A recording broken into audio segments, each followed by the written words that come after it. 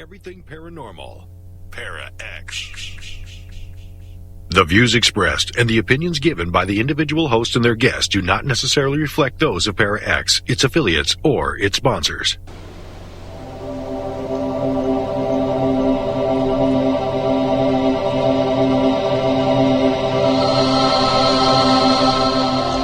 Merry meets and merry part, bright the cheeks and warm the heart. For tread the circle thrice about, to keep unwelcome spirits out.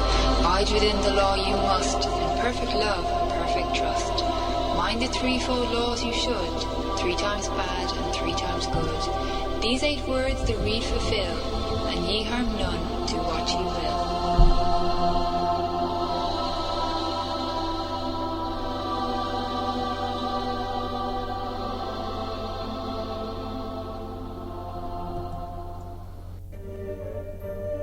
Welcome to Stirring the Cauldron. Now, here's your host, Marla Brooks. Merry meet everybody and welcome. My guest tonight is Willie Windwalker Gibson. Now, he's a sensitive, he sees and hears spirit. He's a spiritual advisor and a soul warrior. He's also a paranormal consultant. He reads totem and animal cards and offers info on people's animal spirits, if they want to know. He performs cleansing and clearing, and he's the author of 2 books, The Shaman, Windwalker, and Soul Warriors. And we keep in touch every so often, and he sent me a message a couple of weeks ago, and we were chatting. I was asking him what he was up to, and he said that he mentioned that he was doing some magazine writing about some of his adventures and was going to probably put them together in a book. So I asked him if he had enough stories to kill an hour and join us tonight, and he said he had 57 years of stories to tell, so I think we're going to be in good shape. If you're in the chat room listening to the live broadcast and have any questions for Willie about shamanism and all that I just mentioned above, feel free to ask him questions. And if you're not in chat and you want to join us, you can come over to paraxradionetwork.com. So, Willie, it's nice to have you back for a visit. Thanks for having me back, Marla. I could have the obvious question, because I've said this twice already. What is a soul warrior? A soul warrior is a person that goes out and does all kinds of spiritual things. Me personally, I have soul warriors all over, everywhere. Even over in Europe and places like that. They go out and do spiritual things like I do, and they do investigations and clearings and blessings and things of that nature. Mm-hmm. Okay. And, the other thing that before we get to the stories is that, with 57 years of adventures, it sounds like you've got a lot of material to write a book and another book. And I hope you digged in for some goodies to share with us tonight. But I'm curious about something. I want to talk to you about being a paranormal consultant because, you're also a shaman, and it just came into my head, is there a big difference between the shamanistic and our Western point of view when it comes to spirituality and the paranormal? No, what I do consulting-wise, people get in contact with me and they ask me all sorts of different questions about different things like cryptids and ghosts and demons and angels and that nature, and they just want to know certain things about them because a lot of people want to do their own investigations, which I try to dissuade them because a lot of them are novice and they go out and try to do things on their own and mess things up, and that's why people like us are called out to take care of it. So that's why I do the consulting work, because I do a lot of consulting over the phone and on the internet. So do you go out to, if somebody's complaining about something going on in their house and stuff, do you go out and check out what they're trying to talk about and see if there is some validation to it? It depends on how far it is, Marla, because, like I said, we do these things and we don't get paid for them, and I'm on Social Security, so if it's within 20, 30 miles from me, if not, or a little bit further out. But if I can't get to a person, then I've got a network that if say a person's in Ohio, I've got a person in Ohio I can call, and they'll go out and check it out, and they will call me back, and then we work together like that way. If somebody's on the phone and talking to you about some kind of a problem, can you pick up some vibes, or can you kind of get into what they're talking about? Yeah, I've done that a lot. I just ask them to walk around the house and talk to me, and I get a visual on it. I can watch TV, watch one of these shows on TV, and they'd be investigating something, and they might miss it. And I'll tell my wife, I said, they walked past something that they didn't see, but, this is on film. But, I can do things that way, too. Mm-hmm. Yeah, I know, because it's like a remote healing thing, or remote viewing. A lot of people can pick that up, and I think it's kind of neat in the sense, especially like things like remote Reiki, sending healing to people that way. Well, I can also build a medicine wheel, too, and put intent into it and send healing out to people, too.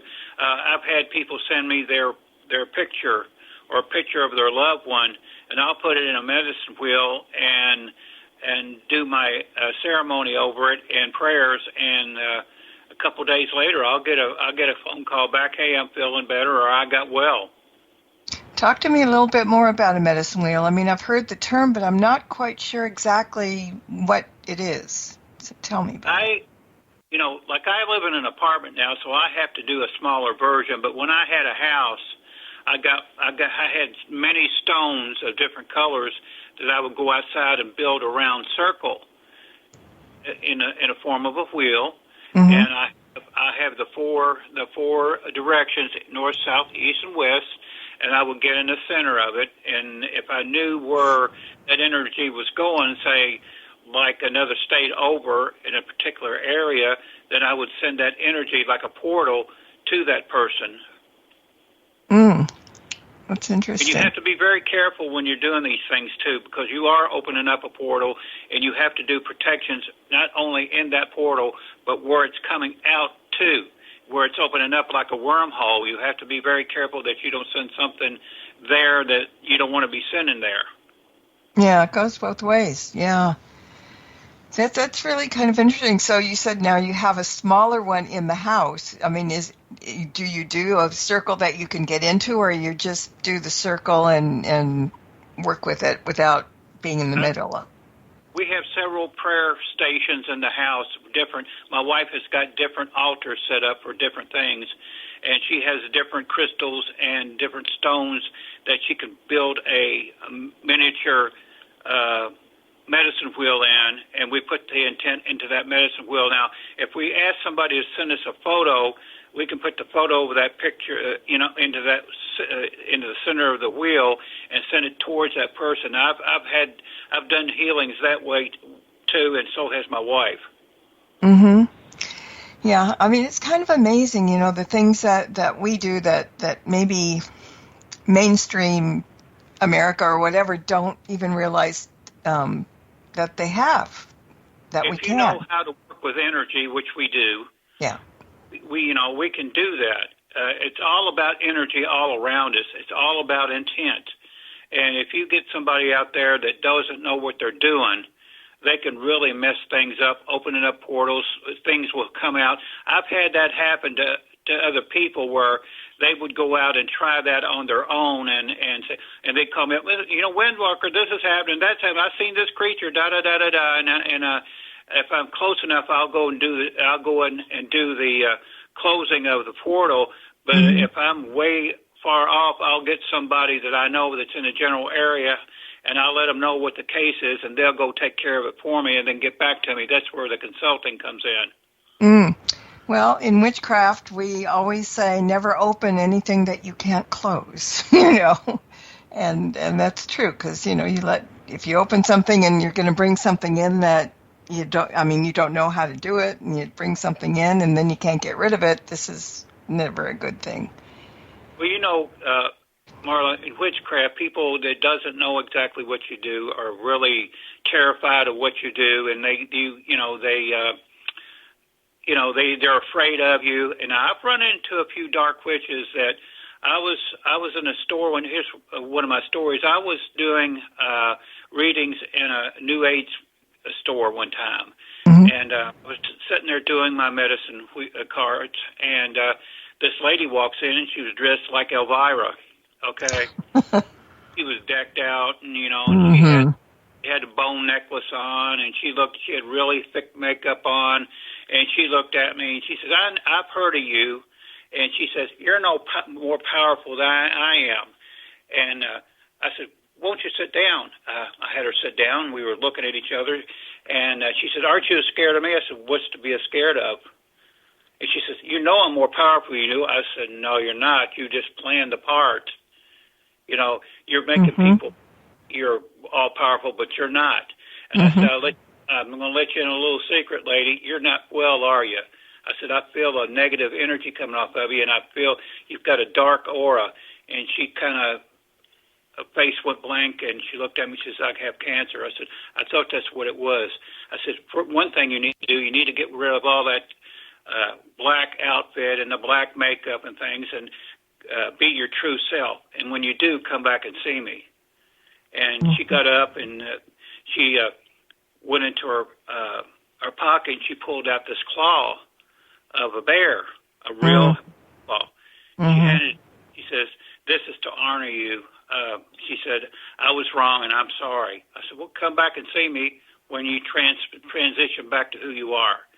Well, a couple of weeks went by, and the lady that owned the store, she was passing by my table, and I says, you know what, that lady that was decked out in the black and everything, she never did come back and see me. Oh, she said, that was Ruth. She passed away. Well, I tried. Well, you did, and that's good. But, when you're talking about somebody being all dressed up, sorry, I swallowed a frog maybe, they think they want to look like a witch. They want to act like a witch. Anybody that comes on in a costume, I don't trust. I mean, they don't know, because most of us just look like normal people, and we don't tell everybody, oh, we're real powerful and we can beat the crook out of you and all that, Well, so when I see something like that. I know a lot of classy people. I know a lot of classy ladies and a lot of classy men. And to look at them, you would not think they were a witch or a warlock. And they could be a school teacher. They could be a lawyer. They could be a doctor. What they do in their own time is their business. But I can walk by somebody and I could tell. I walked by this lady one time, and she was really, really classy. And she was, she happened to be in a metaphysical store. But a lot of people go into a metaphysical store just to see what it's like. Well, and it's new age too, so yeah. And I passed by her, and I did a couple of passes, and she turned around and says, "You're feeling me, aren't you?" I said, "Yeah." She says, "You know what I am?" I said, "I know what you are, and I know who you are, and you're fine." She said, "I know I'm fine, but you know what? I don't dare tell anybody what I'm into." She said, "People think I come to this store to get crystals, to have something pretty to play with or anything, but I go home and I use these things." I said, "I know you do, and you're not doing anything wrong." Yeah, well, I mean, all the people that I know in witchdom, we don't talk about it. We don't, when we meet, sometimes we just don't even know one from the other, and nobody brings it up. I mean, it comes up eventually, but, it's just, this is who we are, this is what we do, this is our life, and we don't walk around with something on the forehead saying, "Oh, I'm a witch," so, yeah. People, Marla, people mix things up, witchcraft and Satanism. Of course. Yeah. two different things. They think Mm-hmm. because you're a witch, you go out at 12 o'clock and you dance naked around a campfire with a cloak on. Or without one. Yeah. And Sky then cloud. Yeah. you worship the devil. That's far from the truth. Right. People don't realize that they're two different things. Mm-hmm. Yeah, but Hollywood and stuff, media has a great deal to have made people think that we're all bad and horrible and ugly and have warts. I don't happen to have warts, which is good. But yeah, well, it's just like the new show with Bishop Long, Legion of Exorcists. Mm-hmm. These people go out and do the real thing. Mm-hmm. I've worked side by side with Bishop Long. I know what he can do, and he Mm-hmm. knows what I can do. And he's taught me some things, and I've taught him some things. Mm-hmm. But people don't know that Bishop Long is actually Cherokee. Mm-hmm. He's not only an exorcist and a bishop of an old Catholic church, and he's a Franciscan too. But I've been teaching him a little bit about his heritage too. And Mm-hmm. I noticed last week when I was watching the show, he was talking about binding a doll, and he was talking about wrapping it up and putting salt around and everything. This is something beyond what is taught by the Catholic religion. I mean, this is a Mm-hmm. little bit of Native American heritage coming around. He's using a little bit of that too. So, and I use a little bit of that, and I use a lot of my shaman's training. Mm-hmm. And the thing about Bishop Long, when I was the first time I was ever on Para X, I was on somebody's show. I think it was Dave's show, because I just had a book come out. And he was in the audience, and I thought, okay, because it was a ghost book and whatever. But then as soon as I got my show, he was in the chat room. And so all of a sudden, everybody knew I was a witch because of that. And I was scared to death with him in there. I thought he was going to wipe the floor with me and ask me all these horrible questions that I probably can't answer or whatever. But he didn't. I mean, he asked some really good questions. But after the show, he said, can we talk? Because he said, I want to learn. I want to know who you are and what you do. And I don't know anything about witchcraft. I don't know any witches. And for the longest time, I mean, once in a while he would call and we'd have a good talk, and I would ask him about stuff and he would ask me about stuff, and he's very open-minded, and I really respected him for that. Bishop's cool. I mean, a lot of people are scared of priests, and a lot of priests, they're very stoic, and they're serious. Well, he's serious too, but he's also when he takes the cloak off, he's just like anybody else, and he enjoys to go to movies. He loves horror movies. We've gone out a few times on some cases, and he even went with me one time to buy a car, and I scared him to death when I did the road test because I'm an ex-cop and I drove like a cop, and he's beside me doing the rosary. So him and me is really, we've got some history. Yeah, he's a good guy. So, yeah, I knew you were talking about the intent and everything, and I think I've told you this before, but shamanism and witchcraft are very much the same in the practice. Close. Yeah, I mean, it just, when you say that, people are going, oh, it's great, shamans do that.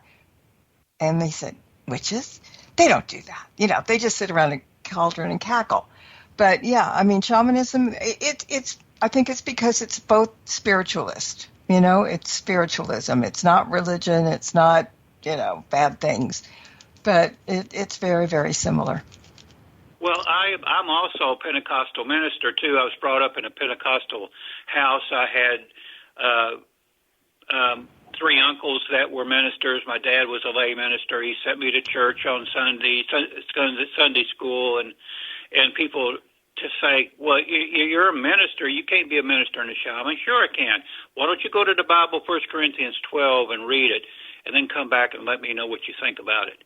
And I never hear from them anymore. And what is Corinthians 12?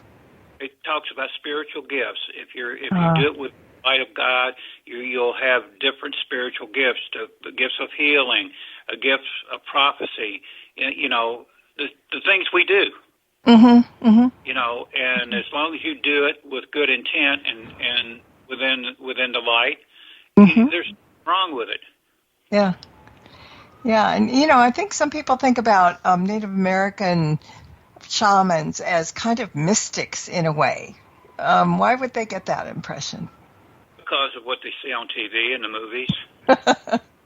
It's hard to get to know somebody if you watch TV. They watch these movies, and then when they meet up, you say you're a shaman, they look you up and down and say, you don't look like that. I said, what do you, I said, you don't have paint on and you don't have feathers on. I said, well, I've got those, but I don't use them all the time. Now sometimes I've wore paint a couple times in the last 50 some odd years. The rest of the time I'm going in, I'm like a doctor. I'll try to figure out something. I'll go into a case and I don't know what it is most of the time because, I'll talk about a case in a minute and give you an example. But, I'll walk into some place thinking that I'm just going to walk through and I might see a spirit or I might take care of something. Sometimes I might walk through and run into a demonic case. Mm-hmm.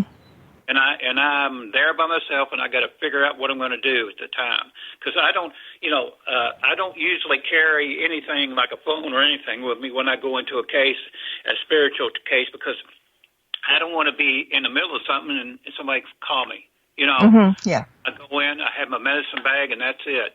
And a lot of times when I go into something now, there's been some cases that I'll drive up in front of a house and I'll know instantly what's going on because you can tell but what's going on the outside. If everything is dead and you have no flowers, you have no grass, and, the place looks like Herman Munster's house, then something's going on. So, yeah. There's a few tells before I go into a situation, and if I want to call out the soul warriors, and I got a few soul warriors here in town, I will not go and take 6 or 7 people with me to do a case if I don't know what's going on. I'll go ahead and scout it out first before I'll bring anybody in to set up equipment and things like that to do a regular case. Mm-hmm. You mentioned medicine bags. What do you carry in your medicine bag?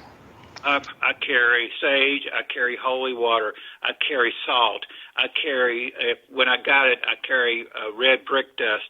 I carry black tar, all kinds of different things. Wow. So you just have to reach in and have reasons to fix things right there and then there. I don't have a 38 in there. You can't shoot a ghost. You can't shoot.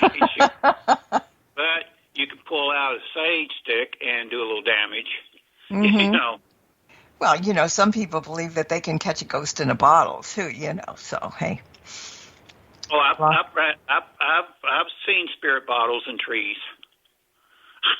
Uh-huh. Yeah. Okay. It's you know what I'm talking about. Yeah, I know. It's just But yeah, it's just kind of interesting that people's thought process of things that they really don't know about. But sometimes the problem is if people get certain opinions, they don't go and do any more research. It's education about things that makes people get the wrong impressions. And sometimes it's really difficult, and look, they go to Wikipedia and, or something else that may or may not be the truth, because it's just regular people that write that stuff. It's hard to find somebody that you're going to find out what you need from that person because they know, or everybody says, well, I do this and I do this. Well, somebody else says, well, I do this and you're doing it wrong. It can be very confusing. Well, it's like I said, Marla, it's all about the movies and TV. Now, you get people that calls me and they says, well, I think I got a skinwalker. I said, really? How do you know? Well, I heard this howling and going on, and there's been claws on the barn door or on my door, and I think it's a skinwalker. I said, listen to me, okay? If that's what's going on, and it sounds like you don't know what you're doing, if that's what's going on, you don't want to go and look for it. I want to get out there and I'm going to get my gun and I'll take care of it. No, you won't either. You're gonna if it is a skinwalker, what you want to do is leave it alone, because there's a lot of different reasons why skinwalkers are there. Now, somebody could have sent that thing there to do harm to you, or you might be on its property or in its way in some way. You don't want to invoke any kind of violence on yourself. Usually, if you leave it alone and if you don't count coup with it, it'll go away. You know, it's just playing with you. But if you just walk away from it, then it's got no power over you. And there's a lot of people, you know, that go out there and they watch TVs and movies, and they think they can go out there and I'm telling you, and Wendigos and things like that. They don't want to run up against something like that. I don't want to run up against something like that, you know, unless I absolutely positively have to. And if you do run across something like that, if you're a shaman, more likely one of you ain't going to come out ahead.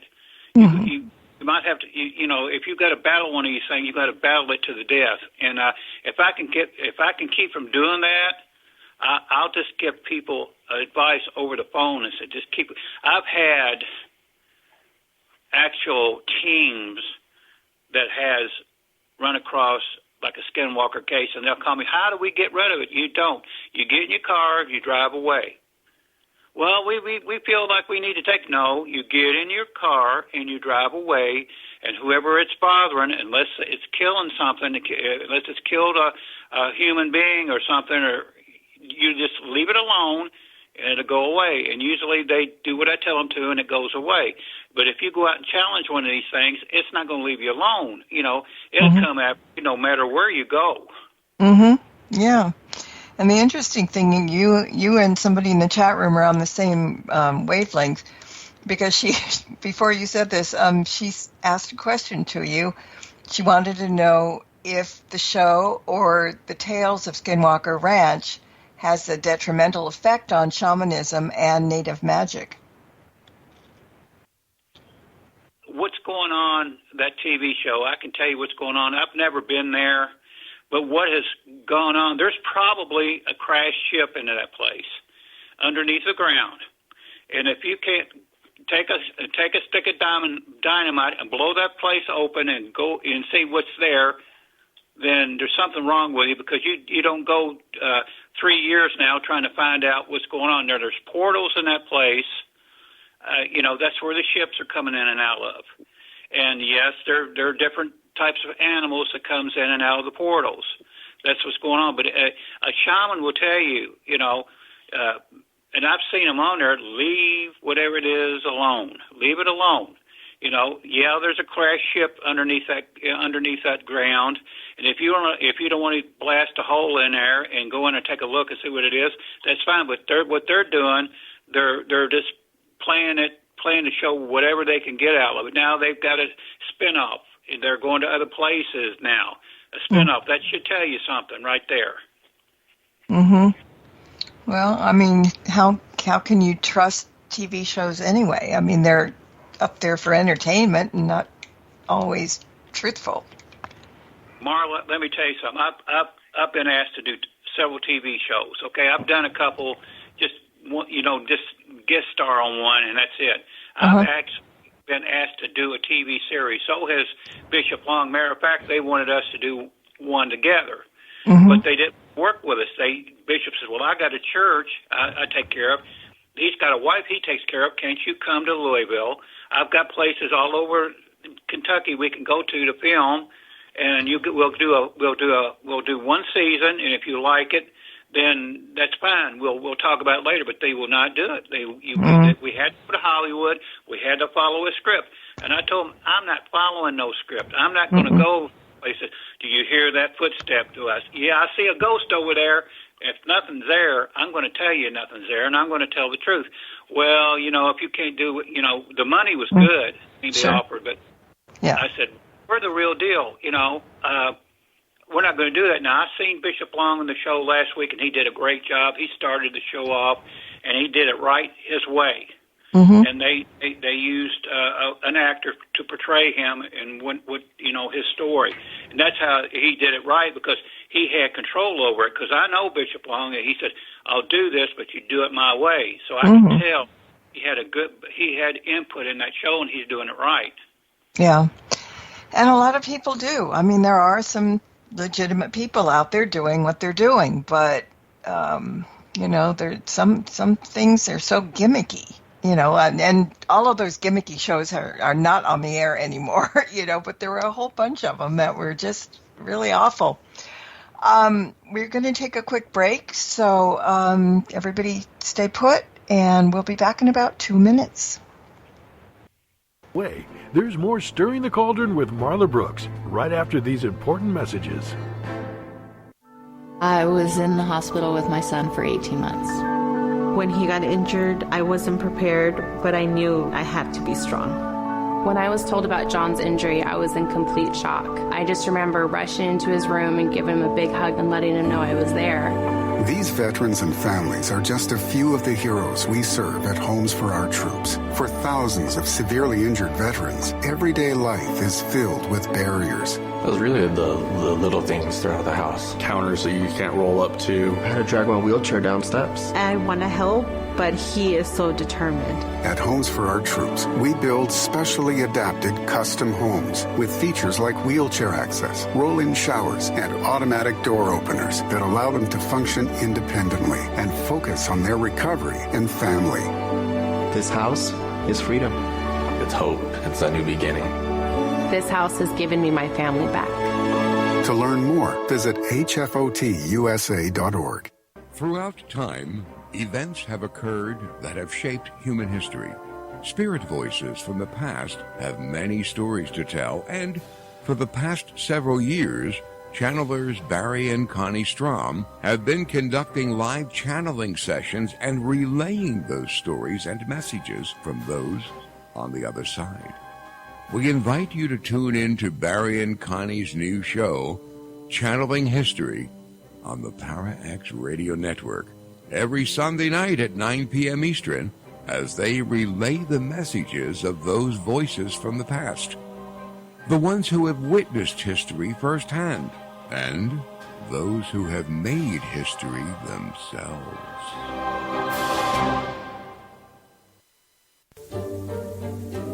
Hey everyone, it's Marla.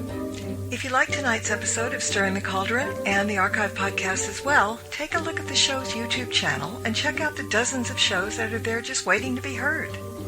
New shows are added each week, and while you're there, why not subscribe? It's free.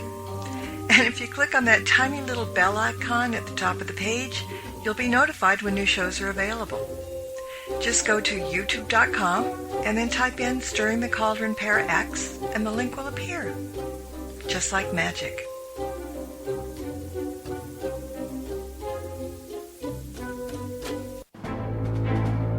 Welcome back to Stirring the Cauldron. Once again, here's your host, Marla Brooks.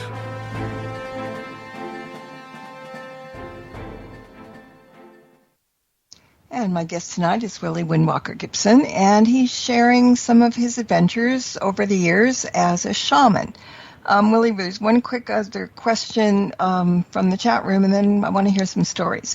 So the question is about medicine bags. They want to know if the contents is personal, that it's not like there's a certain amount of everything that everybody has to work with. No, you don't get get a medicine bag by writing in and getting one from a store. Everyone is personal. What you put in your medicine bag, only you know. Okay. Yeah, that's what I was thinking. All right, so tell me a story. What's a good story to talk about tonight? We were talking about Bishop Long and his new show, Legions of Exorcists, and it's about haunted things. So I thought I'd tell you one about a case that happened to me. I get a phone call, it's about 12 years ago, from a lady that says, she said, Windwalker, I think I'm possessed. I said, what makes you think that way? She said, well, my boyfriend's into witchcraft, and he's in jail right now because he tried to kill me. And I think whatever possessed him is in the house now, and I've got 2 kids, and I think this thing is trying to kill me. Can you come and take a look? And I said, okay. So the next day I go to her house, and again, just like I mentioned a while ago, when I drive up, I could sense something because the outside of the house was unkept. I mean, there was dead grass, there was dead flowers, and there was a smell coming from the place. You could tell like a sulfur smell. So I go up and walk up and knock on the door, and I could hear dogs start barking, more than one. And I kept on pecking on the door, and finally the door swung open like you would see in a horror film, and there's a lady standing there, and she was really frail looking. She was in her 30s, and she looked like she had lost 30, 40 pounds, and and she was unkept, and I was looking at her face, and her eyes was almost closed to where all I could see was black slits. And she said, "Come in," and I walk in there. She had two dogs, and I think they were Boston Terriers or something, and they were just all over me trying to eat me up, and I just yelled out. I said, "Be still!" And when I did, they just went whimpering into the other room because they knew right then whatever had a hold of them, and some trouble had walked in the door. So she I walk in and I'll take a look around, and there's garbage all over the floor, and I could look from the living room, I could look into the kitchen, and I actually seen water coming up through the drain. It was like a waterfall, and I kept on walking through, and she was following alongside me, and there was food everywhere, and I'd never seen so many flies all my life. The whole wall was full of flies. It's something like out of a horror film, like the Amityville Horror type of thing. If you've seen that scene with the priest that went through, that was what I was seeing. And she had a big parrot that was in a cage, and it was screaming at me, and I hollered at it to be still, and it stopped talking. So I said, "What's been going on?" And she said, "Well, my husband was into witchcraft, and he tried to kill me the other day. He tried to run me over with a car, and they came and locked him up." And I said, "What makes you think he was into witchcraft?" She said, "Follow me." And as we walked through the house, there was dolls all over the floor along the boards of each room, different dolls. I said, "Where's these dolls come from?" She said, "They're haunted." She said, I got them from people that, I bought them from people that had haunted dolls. I said, "How many do you have here?" Because I could see they were in every room on the floor. She said about 100.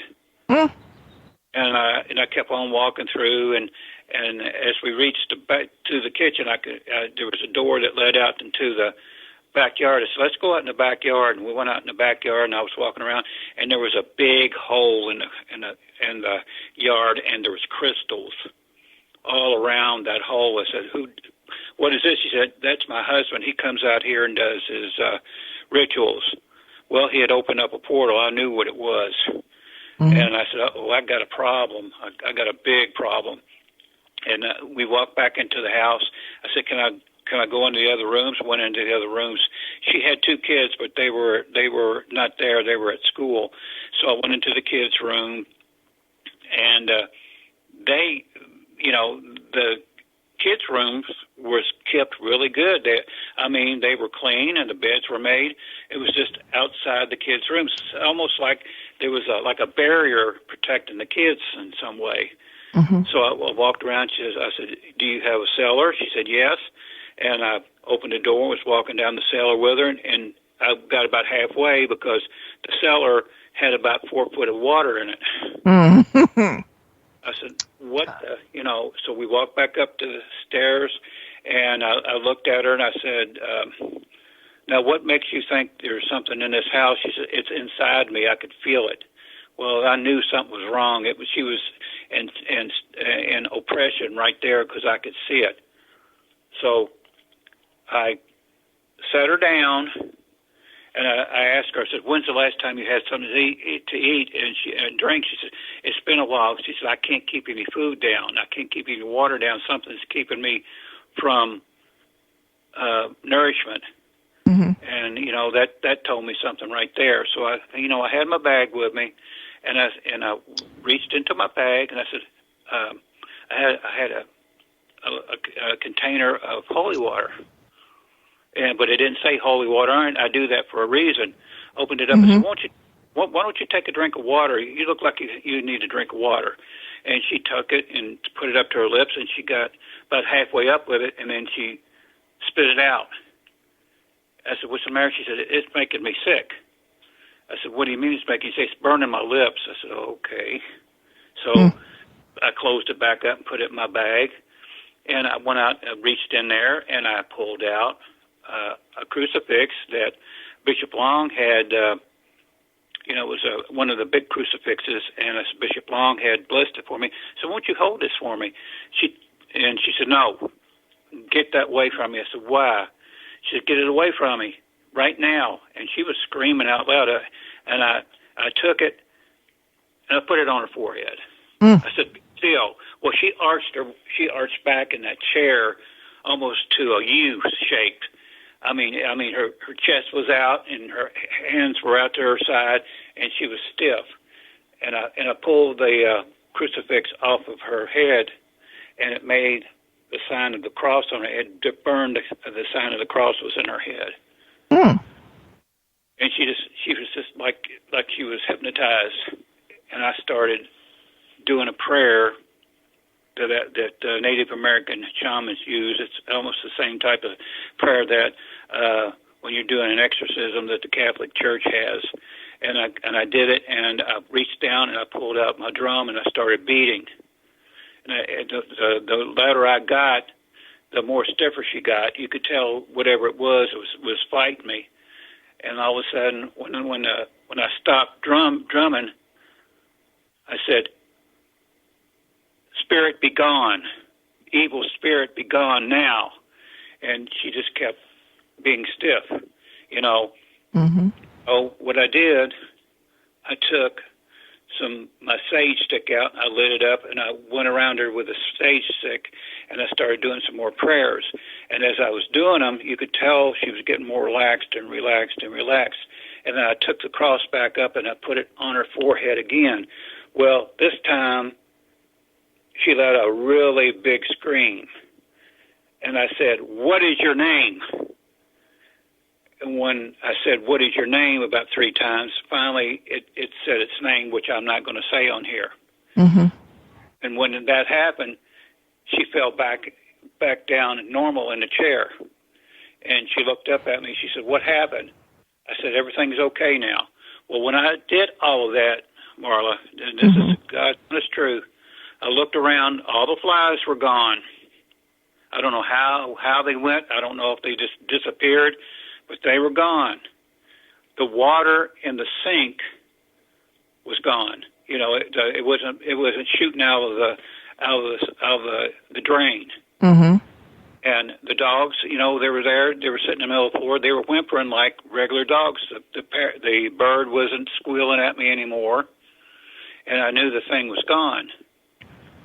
And I said, "How are you feeling now?" She looked at me and smiled. She says, "I'm hungry." So I went into the kitchen, and I swear, Marla, there was, like I said, food was scattered everywhere. I managed to find something to make a sandwich for in the refrigerator, and she started eating like she was starved to death. She started eating. I said, "You feeling okay now, right?" She said, "Yeah." I said, "Okay." So I said, "Here's what I'm going to do. I want to go through your house, and I'm going to do a blessing. And after that, I'm going to go outside, and I'm going to close that portal." So I went on ahead and do the blessing, in the house, and we got halfway through the blessing. She said, "One thing I've got to tell you, Mr. Windwalker." I said, "What?" And she opened up her blouse a little bit, and she was wearing a chain. And that chain, there was like a little vial with some red liquid in it. She says, "I drink blood, too." I said, "What?" She said, "I drink blood. My husband and I drink each other's blood." I said, "You're going to have to quit that. You got to quit it right now." I said, "Is that his blood around your neck?" She said, "Yeah." I said, "You need to pour it out." Pour it out. She said, "I can't do it." I said, "Well, give it to me." And I took the chain away from her. I said, "No, let's go outside." Went outside to where the circle was. What he had done, he had opened up a portal, and you could feel the heat coming out of it, and all. It felt like the worst feeling that you could ever feel. So I went and I took some salt and some holy water, and I sprayed it, put it all in the portal, and I closed it and I bound it where it couldn't be opened up again.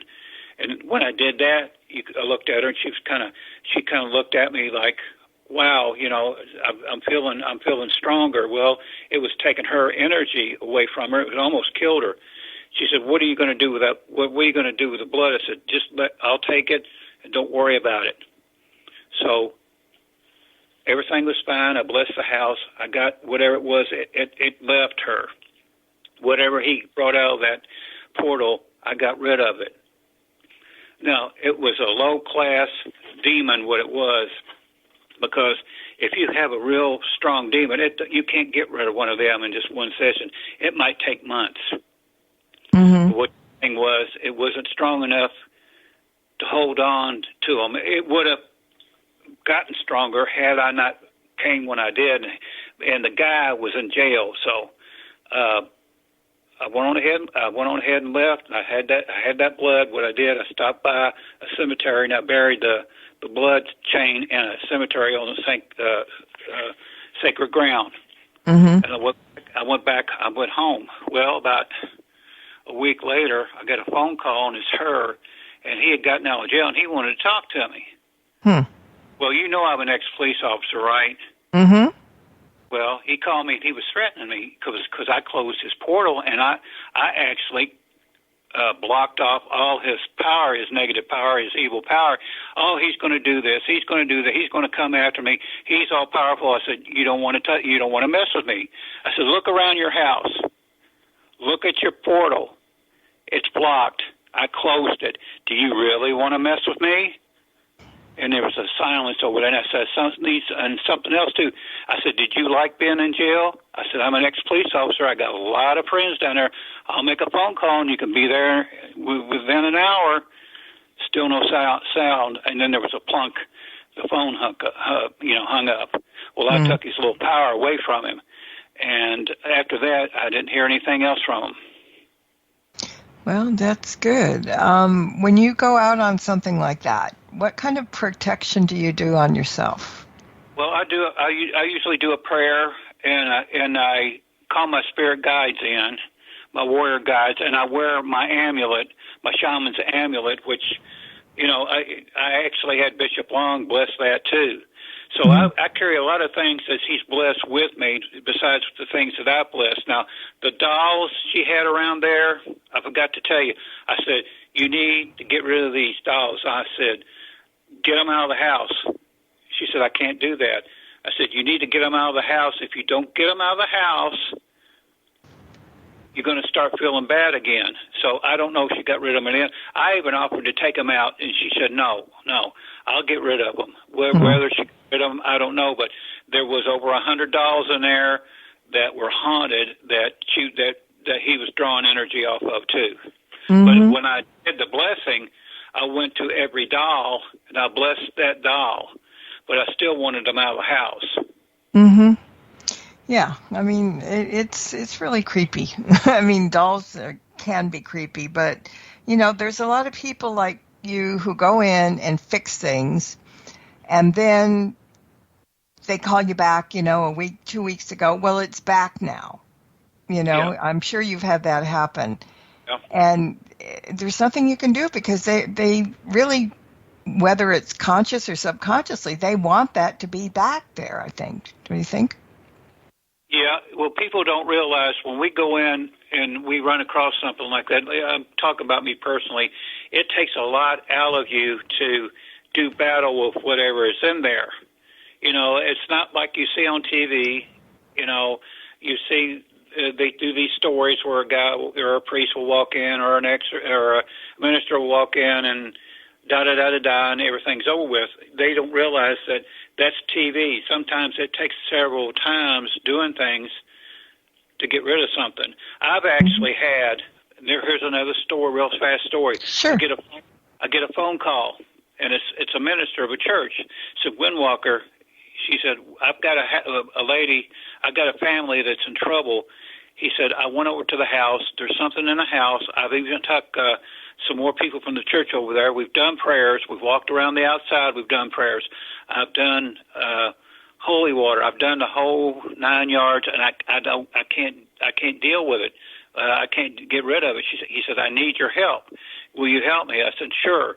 So I get a few of the soul warriors and my wife, and we go over to this house. And when we walk in, again, you know, the house was in disarray. You know, it was so bad, Marla, that the people wouldn't even go inside the house. When I got there, they were sitting outside in chairs. They wouldn't go inside the house. So I took Shaman. I took the rest of my soul warriors. We went in. We did a walkthrough. You know, the house was really messed up. The kids' rooms were messed up. I could feel that there's something in there, but it wasn't. The minister that brought me in there, said it was demonic. It wasn't demonic. I said, there's something else going on here. It's something from the outside. So I went out and took the soul warriors out there, and I looked around, and lo and behold, there was a military cemetery across the street. And we were looking over there, and I could see spirits walking around that cemetery. Mm-hmm. So I go walking across the street, and I looked at them, and I've done this quite a bit. I talked to them. I said, are you bothering these people across the street? And one of the soldiers said, they just walked up to me. They figure that the war is still going on. I tell them the Civil War is over with. It was Civil War soldiers. The Civil War is over with. You can go into the light and leave these people alone. They were going over there and going through there, messing up the house, and they were doing their battles and everything inside the house.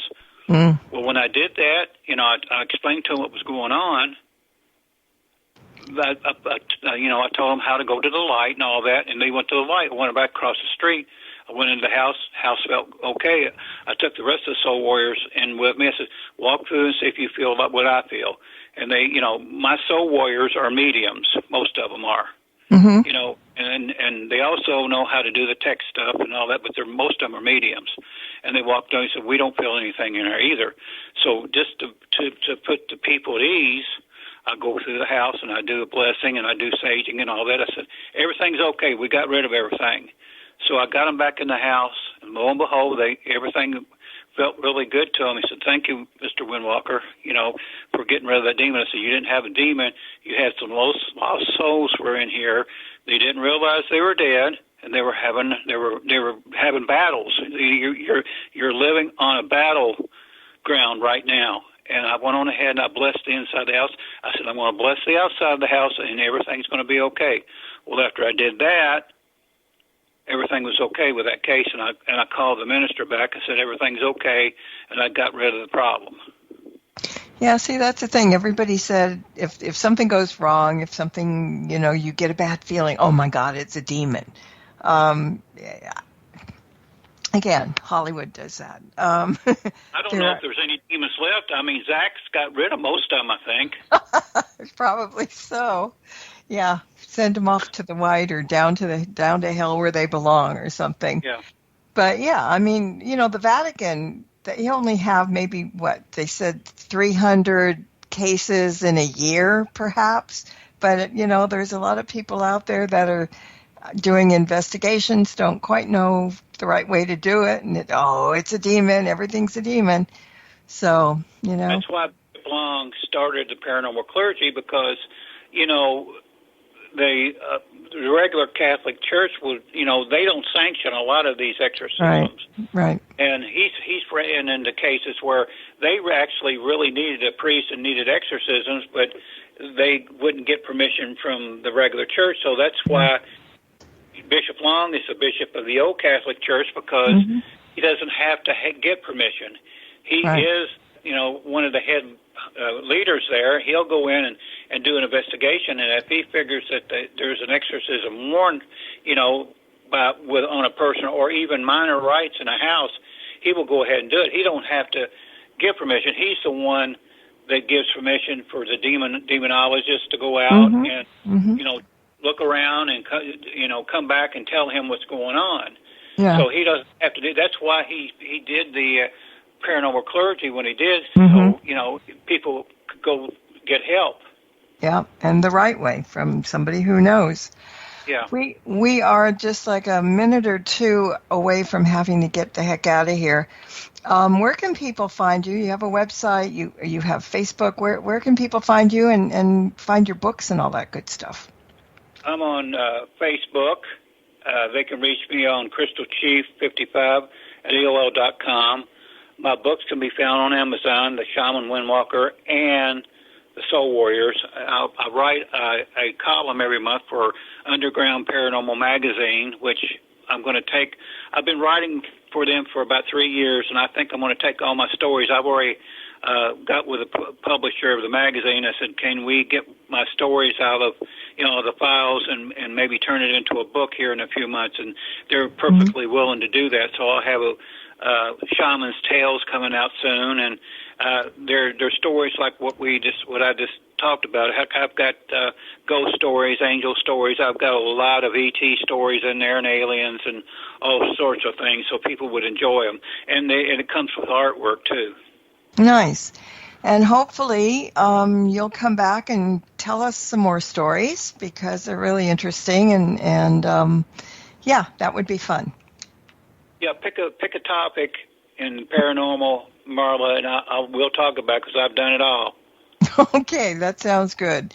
Well, thanks for being here tonight. I really appreciate it. And I want to thank everybody in the chat room and for the questions, and everybody that's listening on the podcasts, not live. And if anybody wants to see the show or listen in, come over on Thursday nights to Para X Radio Network and join the chat room. And like I always say, we don't bite. Good people in there. So anyway, thanks for listening, everybody. And until next time, everybody, blessed be and merry meet again.